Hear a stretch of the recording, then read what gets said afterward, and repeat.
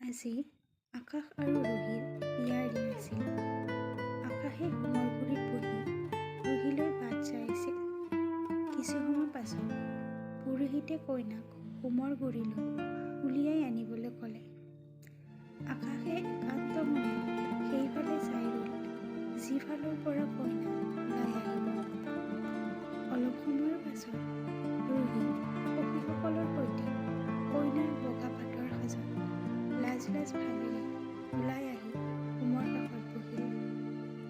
কইনাৰ সাজত ৰুহিক দেখি আকাশে তাইৰ পৰা দৃষ্টি আঁতৰাবই পৰা নাছিল। এনেদৰে পবিত্ৰ হোমৰ জুইত সাক্ষী কৰি ইজনে আনজনৰ হৈ গৈছিল। সেই শুভক্ষণ দুয়োৱে ভালদৰে উপভোগ কৰিছিল। কাৰণ এনেকুৱা সময় আৰু কেতিয়াও সিহঁতৰ জীৱনলৈ নাহে। ৰুহি নিজৰ ঘৰৰ পৰা বিদায় লৈ শহুৰৰ ঘৰ আহি পালে। তাইৰ শহুৰৰ ঘৰখন এখন সম্পূৰ্ণ যৌথ পৰিয়াল আছিল। ৰুহিৰ শাহুমায়ে এজনকৈ ঘৰৰ সকলো সদস্যৰ লগত তাইক চিনাকি কৰাই দিছিল। এজনকৈ সকলোৰে পৰিচয় তাই ভাগৰি গৈছিল। তাইক ভাগৰুৱা দেখি শাহুমায়ে অলপ সময় পাছত তাইক ৰুমলৈ আৰাম কৰিবলৈ পঠাই দিছিল। বিচনাত শুই তাই ভাবিছিল, কিমান মৰমৰ পৰিয়াল, য'ত নতুন কইনাজনীৰ কষ্টৰ অনুভৱ কৰিব পাৰি শাহুমাকে জিৰণি ল'বলৈ ৰুমলৈ পঠাই দিছিল। আৰু আনফালে আকাশে প্ৰথম নিশাক লৈ বহুত সপোন দেখিছিল। ফুলে সজ্জাৰ ৰাতিৰ কথা ভাবি আকাশে দুদিন ভালদৰে শুব পৰা নাছিল। ফুলৰ সুগন্ধ আৰু ৰং বিৰং পোহৰে তাৰ মনটো ব্যাকুল কৰি তুলিছিল। যেনে তেনে নিশা গভীৰ হ'বলৈ ধৰিলে আৰু আকাশ বেছি ব্যাকুল হৈ উঠিছিল যে কেতিয়া সি ৰুহিৰ ওচৰলৈ যাব পাৰিব। তেনেতে তাৰ ডাঙৰ বৌয়েকে তাক ইংগিত দি মাতিলে। লগে লগে তাৰ শুই থকা সপোনে সাৰ পালে আৰু একেজাপে বৌয়েকৰ কাষ পালে। তেতিয়া বৌয়েকে ধেমেলীয়া সুৰেৰে কৈছিল, কি হ'ল, আজি ৰাতি ইয়াতে বন্ধুবৰ্গৰ লগতে কটাবা নেকি? যোৱা, ৰুমত ৰুহি তোমালৈ অপেক্ষা কৰি আছে। আকাশে হাঁহি মাৰি আগবাঢ়িব লওঁতে বাধা দি কৈছিল, এতিয়ানো ইমান সোনকাল কি? প্ৰথমে মোৰ বস্তুটো দিয়া। আপুনি মোলৈ একোৱেই অনা নাইনে? আকাশে মূৰটো খোজোৱাই ক'লে, নব, আমি উপহাৰৰ কথা কাইলৈ পাতিব নোৱাৰিমনে? এতিয়া প্লিজ মোক ৰুমলৈ যাব দিয়ক না, মোৰ গা ভাল নহয়। নবৌয়েকে এতিয়া ক'লে, জানিছোঁ দিয়া কিহৰ গা বেয়া হৈছে। পোনে পোনে উপহাৰ উলিয়াই মোৰ হাতত দিয়া, তেতিয়া আৰু কোনেও বাধা নিদিয়ে। আকাশে হাঁহি মাৰি সুধিলে, কি লাগিব আপোনাক? বৌয়েকে ক'লে, মই কি উপহাৰ নিজে বিচাৰি ল'মনে? তেতিয়া আকাশে তলমুৱা কৰি কৈছিল, নব, উপহাৰ আনিবলৈ পাহৰি গ'লোঁ। এতিয়া কি হ'ল? নহ'ব, মোক উপহাৰ লাগিব, নহ'লে মোক কোনোবাই যদি সোধে দেউৰে কি দিছে, তেতিয়া মই কি উত্তৰ দিম? তেতিয়া আকাশে লাহেকৈ কুৰ্তাৰ ভিতৰৰ পৰা সৰু বাকচ এটা উলিয়াই নবৌয়েকৰ হাতত দিলে। তাকে দেখি নবৌয়েকে ক'লে, মানে তুমি ইমান সময় মোৰ লগত ধেমালি কৰি আছিলা? তেতিয়া আকাশে কৈছিল, মোৰ মৰমৰ নবৌ যেতিয়া, মই অলপতো ধেমালি কৰিম ন। তাৰ পাছত নবৌয়েকে হাঁহি মাৰি তাৰ পৰা আঁতৰি গ'ল আৰু আকাশে মুখত হাঁহি লৈ নিজৰ ৰুমলৈ আগবাঢ়ি গ'ল। সি ৰুমত গৈ দেখিলে যে ৰুহি বগা পাটৰ সাজত দীঘলীয়া উৰণি লৈ বিচনাত বহি আছে। গোটেই ৰুমটো ভালদৰে সজাই থোৱা আছিল। বিচনাখনত ফুলৰ পাহিৰে সজোৱা আছিল। সি দুৱাৰখন বন্ধ কৰি দিছিল আৰু প্ৰেমৰ সাগৰত বিলীন হ'বলৈ অশান্ত হৈ পৰিছিল।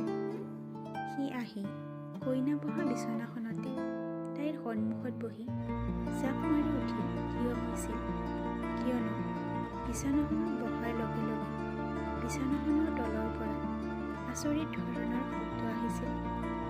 বিচনা চাদৰখন উঠাই দেখিলে যে পলিথিন থোৱা আছিল। তাৰ বহুত খং উঠিছিল আৰু বাহিৰৰ পৰা হাঁহিৰ খলকনি ৰুমৰ ভিতৰলৈ সোমাই আহিছিল। সি খঙত দুৱাৰখন খুলি দেখিছিল যে বাহিৰত সকলো পৰিয়ালে মুখত হাত দি হাঁহি আছিল। সি খঙত কিবা ক'ব বিচাৰিছিল, কিন্তু সকলোৱে হাঁহি আঁতৰি গৈছিল। তাৰ পাছত সি পুনৰ ৰুমলৈ আহি দুৱাৰখন বন্ধ কৰি দি ৰুহিক কৈছিল, তুমি অলপ উঠি দিয়াচোন, মই বিচনাখন ভাল কৰি দিওঁ। তাই লাজ কৈ দীঘল উৰণি লৈ ৰুমৰ কোণ এটাত থিয় দিছিল।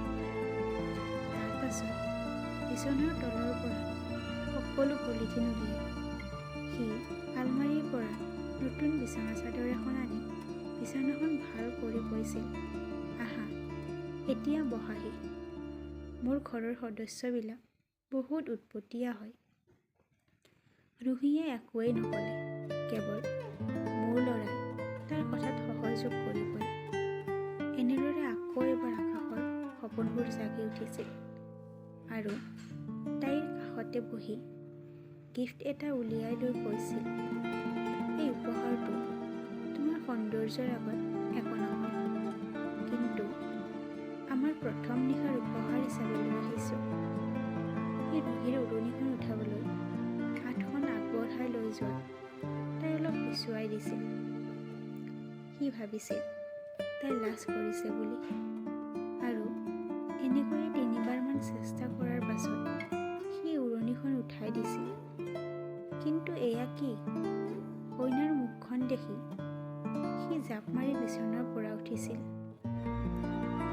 কইনাৰ সাজত আকাশৰ ভিনদেউকে বিচনাত বহি আছিল আৰু তেখেতে জোৰেৰে হাঁহি তাৰ পৰা আঁতৰি গৈছিল।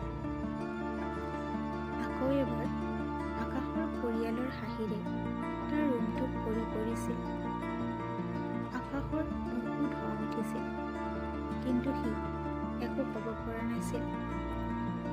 এনেতে আকাশৰ মাক আহি কৈছিল, হ'ব দিয়া, বহুত ধেমালি কৰা হ'ল তোমালোকৰ, ৰুহিও ভাগৰি পৰিছে, ইহঁতক অলপ শান্তিৰে জিৰণি ল'বলৈ দিয়া। তেতিয়া নবৌৱেকে ক'লে, তোমাৰ খং উঠিছে নেকি? খং কৰিব নালাগে ৰ'বা, এতিয়াই তোমাৰ অৰিজিনেল কইনাজনীক লৈ আহিম। অলপ সময়ৰ পাছত নবৌৱেকে ৰুহিক ৰুমলৈ লৈ আহিছিল। তাইৰ মুখখন দীঘল উৰণিৰে ঢাকি ধোৱা আছিল। এয়া দেখি আকাশে নবৌৱেকৰ ফালে সন্দেহৰ চকুৰে চালে। তেতিয়াও নবৌৱেকে হাঁহি মাৰি কৈছিল, এইবাৰ আমি নকলি কইনা অনা নাই, আৰু ৰুহিৰ মূৰৰ পৰা উৰণিখন আঁতৰাই দিলে। ৰুহি লাজকৈ তলমূৰ কৰিলে। তাৰপিছত নবৌৱেকে তাৰ পৰা আঁতৰি গ'ল। নবৌৱেক যোৱাৰ পাছত আকাশে উঠি পুনৰ দুৱাৰখন বন্ধ কৰি দিলে। এই ধেমালিবোৰৰ কাৰণে আকাশৰ বহুত খং উঠিছিল, কিন্তু ৰুমত ৰুহিৰ উপস্থিতিত পুনৰ আকাশে ফুলশয্যাৰ নিশা আনন্দ অনুভৱ কৰিলে।